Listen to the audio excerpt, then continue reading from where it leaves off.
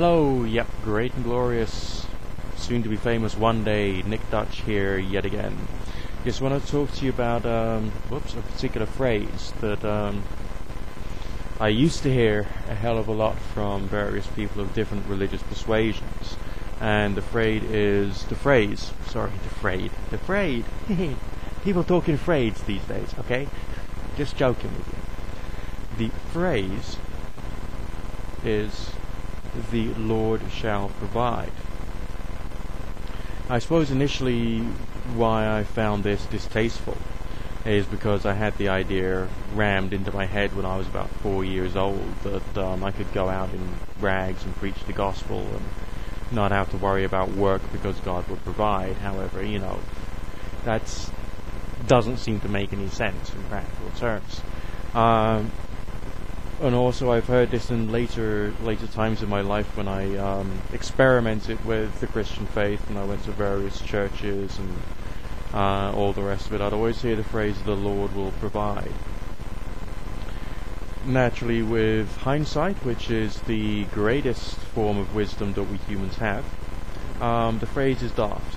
It doesn't define what the Lord is. It doesn't define how the Lord works. It doesn't define what is meant by provide. It is just another soundbite designed to create faith, which in its own respect is not necessarily a bad thing. If the Lord was to provide completely and utterly and absolutely without any need for effort from myself, then I'm sure my brain would go completely to jelly. And that is the first problem with the phrase, the Lord shall provide.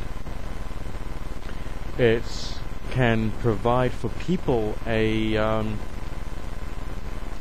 state of trust, a state of faith that there is something else which is looking after you, which is actually good because it takes away some of the stress if you feel that there is, a positive force working in your life. However, when this is explained to young people, they take this to extremes, which is wrong, just straightforward, a big, bad wrong.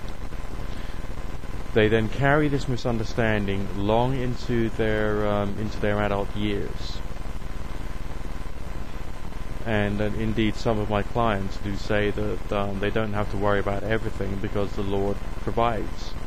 However, it was them who studied to get their qualifications. It was them who went down to all the recruitment consultants. It was them who actually put in some effort to get somewhere. The Lord did not provide. They put in effort, and under the right circumstances, the right results, namely getting work, a career, a nice house, a nice family, 2.4 children, and a dog called Fred, managed to occur. This was by effort. However, we can take the phrase from another point of view. What about someone who is putting in all the effort to try and get the job in the first place? What if this is someone who has applied for 30 different jobs over the past month and has received countless rejections, unfortunately we cannot pursue your application any further. These people can take two different attitudes. Number one, God is not providing for me, which could lead into total depression. Or number two, God will provide for me, thus producing a great reduction in stress levels for that individual, so they can then carry on going through the grueling and demeaning and depressing activity of job searching. If you were an atheist, you may well say, it isn't God, it is me, and therefore, on one side of things, I could go into complete and utter depression because I just can't do this. Or number two, it's all up to me, so I've got to put in more effort. Essentially, in both the theist and the atheist point of view, it is the motivation to be able to deal with the situation. It is the motivation into action which actually gets results. However, I feel that there is another interpretation, another explanation for the ways in which God provides. When I look back at I mean, even before I became much better at prayer work, meditation work, and all the rest of it. If I look back at some of the more trying times in my life when I had insurmountable problems, serious stuff which I couldn't cope with, and I did enter temporarily in that divine state of belief in something, and I just asked this one thing, this higher power or whatever, please help me. And I look back at what happened afterwards. It wouldn't necessarily be at that precise moment, but maybe a few hours, a few days later, when my mind was relaxed and I was feeling relaxed and I let all thoughts go from my head, I would often get a flash of inspiration as to how to solve a problem. I would often, but not always, take that suggestion seriously, and as a result start getting some very positive changes in my life, gradually over time. So in that respect, God had provided, He had provided me with a different state of mind. Of course I'm saying He because that's the way it seems at the time, okay?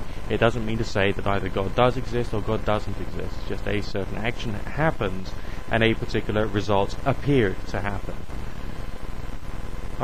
So we could say that hypothetically, the prayerful asking God to help provided me with a solution or a ability to gain a solution.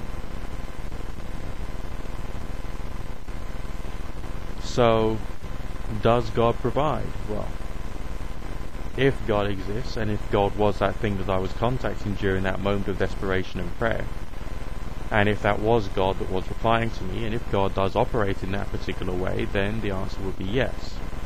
From a occultist point of view, when we just say we don't know what's real in the world, we've just got no idea whatsoever,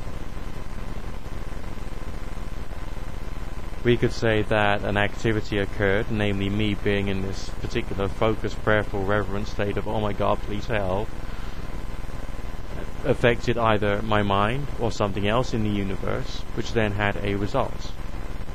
Or, in this case, a result being something happening. It wasn't necessarily a cast in stone result, it wasn't a fixed result, it wasn't as reliable as turning on your electric kettle and getting a certain quantity of water boiling to the right temperature to be able to make a nice cup of Nescafe.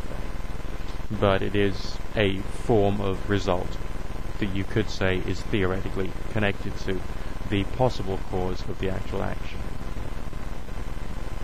But it's just something to think about, just maybe something can happen on the basis that you were in the right state of mind, the right psychological and emotional state, you had the right level of belief, you had the right level of focused attention on the subject, and you could, in whatever way, reach out and somehow contact this thing which might or might not exist, but seems to exist under some circumstances. Now, in these days, I mean, this video is being made on, what are we on, towards the end of November, 26th of November 2008. When you are actually going through the stress of looking for tons of jobs. You are actually going through the stress of looking for some handyman work. You are actually suffering from a cold and can't afford your medicines, whatever it is. Maybe there is a way in which the concept of God, whether He exists or whether He does not, or indeed whether she exists or they exist or whatever exists, could actually provide you with some possible theoretical or hypothetical assistance.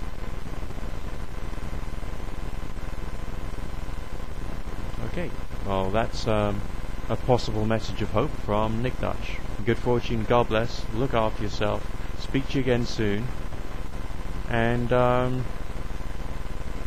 chill. I reckon it's going to be okay for you.